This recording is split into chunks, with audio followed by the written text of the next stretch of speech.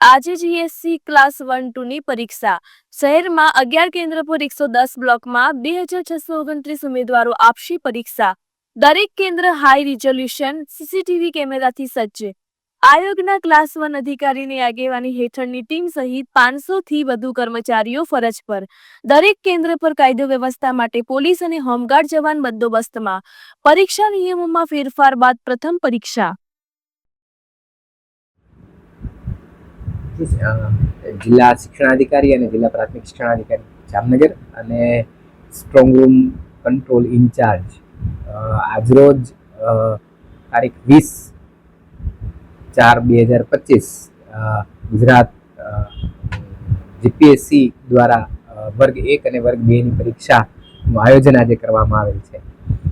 ગઈકાલે એના પ્રશ્નપત્રના સીલબંધ પાર્સલ્સ જે છે એ ટ્રેઝરી કચેરીએ સીલ કરવામાં આવેલ અને આજરોજ સવારે 9:30 વાગે એ તમામ પ્રશ્નપત્ર અને પાર્સલ્સ જે છે એ જામનગર જિલ્લાના કુલ 11 પરીક્ષા કેન્દ્ર ખાતે મોકલવામાં આવેલ છે, જેમાં સરકારી પ્રતિનિધિ અને પોલીસ કર્મચારીના સ્ટાફ સાથે એમને નિગરાની નીચે મોકલવામાં આવેલા છે।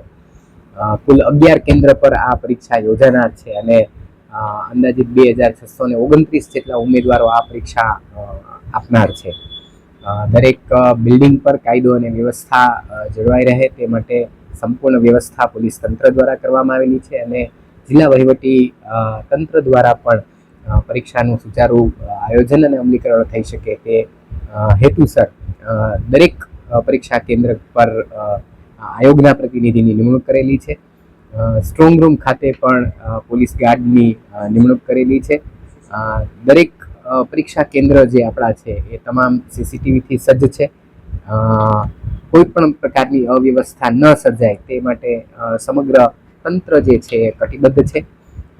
કોઈ પણ ઉમેદવારો જે છે એ 12 વાગે પરીક્ષા શરૂ થનાર છે ત્યારે ખૂબ ખૂબ શુભકામનાઓ પણ પાઠવીએ છીએ અને કોઈ પણ પ્રકારના ગેજેટ્સ કે કોઈ પણ પ્રકારનું સાહિત્ય પરીક્ષા સ્થળ પર ભૂલે ચૂકે પણ આપણાથી ન રહી જાય એની ખાસ તકેદારી ઉમેદવાર તરીકે આપણે સૌ રાખીએ।